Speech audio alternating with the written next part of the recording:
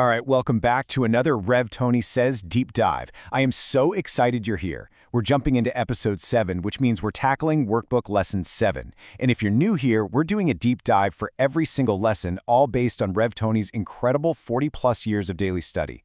You know, this whole series is actually part of the data for his doctoral thesis, which is built on this really powerful idea that transformation isn't just some mystical thing, it's a science, it's physics. So let's get into it. Okay, let's start with our mantra for today's exploration. This is our focus point. My past does not define my present sight. Just let that sink in for a second.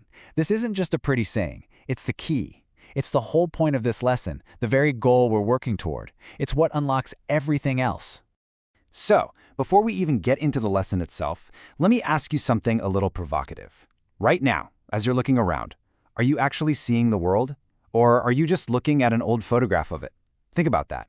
Is your mind projecting this collection of old snapshots, all your memories, your judgments, your past experiences, right on top of this moment? That's the question we are going to wrestle with today. Okay, first up, a radical idea about time. And look, the course itself tells us this one is going to be a tough pill to swallow at first, and for good reason, right? It literally asks us to question everything we think we know about how time works. And there it is. 4 simple words. I see only the past. So direct and so challenging. This isn't saying you sometimes see the past or you only see it when you're daydreaming.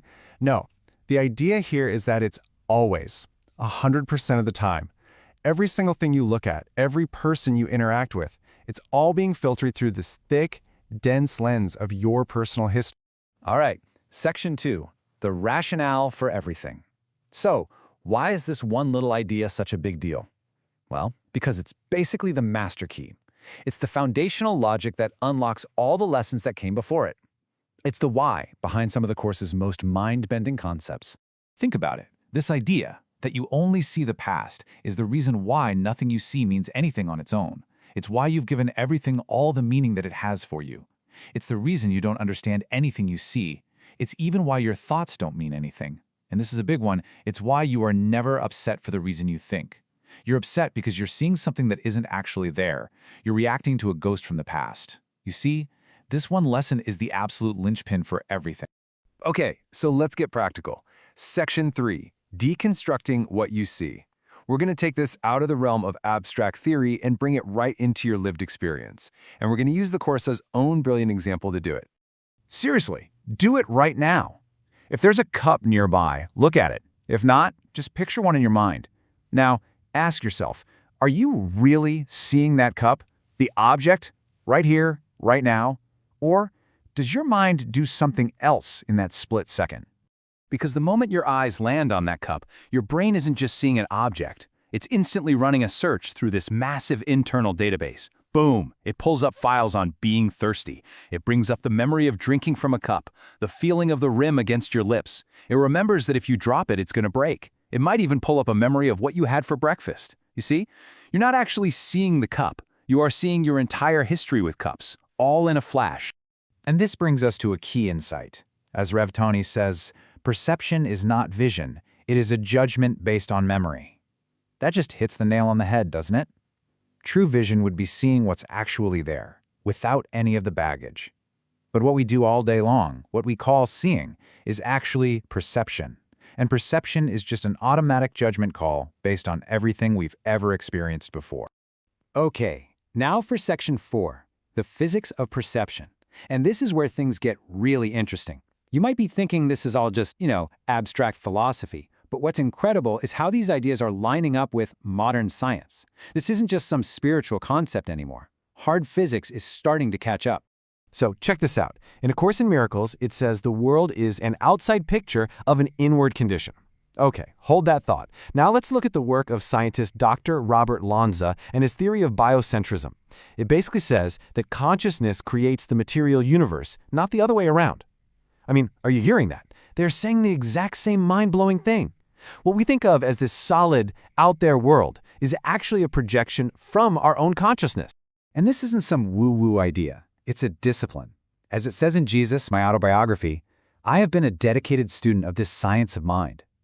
That's the key right there, a science of mind. It's about learning the mechanics of consciousness, systematically, just like any other science, to understand how it literally builds the world we experience. Which leads us perfectly into Section 5, the science of transformation. And here's the whole point, the big takeaway. If our reality is just a projection of our past, well then, that means we can change the projection. Understanding this principle is the first step in a repeatable, verifiable science of changing our lives. And this quote really spells it out. The game changes the moment we stop seeing the physical world as this solid, fixed thing that we just have to react to. Instead, we start to understand it's a consequence of the non-physical, of our thoughts, our beliefs, our entire inner world. It says it right there. It arises from what you believe in. We're not at the effect of the world. We are the cause. So what's the scientific method for this? It's really a three-step process. Step 1, acknowledge. You just have to recognize, oh, right, what I'm seeing right now is just the past. That's it. Step 2, attune the instrument. Now this is where Rev Tony brings in the work of Dr. Sean Higgins. Think of your body as a communication device, like a radio. We have to consciously tune it away from the static of the past so we can pick up a clearer signal. And finally, step 3, choose. Once you've tuned your instrument, you can consciously choose a new reality. You can select a perception that's based in the now, not just an echo of what used to be. And that brings us to our final part, your invitation to see anew. Because none of this is meant to just be an intellectual exercise. The course is all about application. So this is your personal invitation to stop just thinking about it and start experiencing it for yourself. So here's the actual practice for today. It's super simple. Just 3 or 4 times today, for maybe a minute, look around.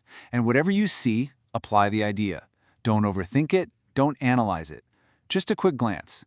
I see only the past in this pencil. I see only the past in this shoe.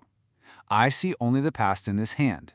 And yeah, even I see only the past in that body, in that face.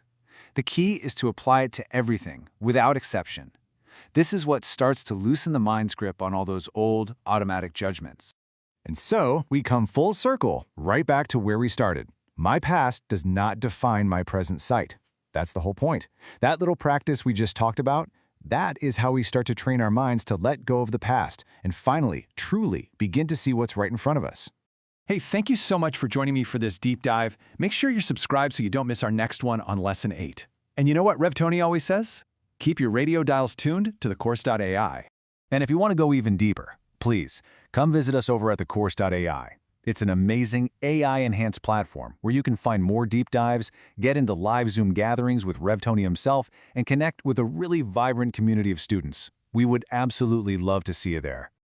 I'll leave you with this final thought from Rev Tony. He says, there will always be more deep dives because the truth is one, but the ways to express the one are infinite. You should know, you are one of these specifically unique expressions. Thanks so much for being here.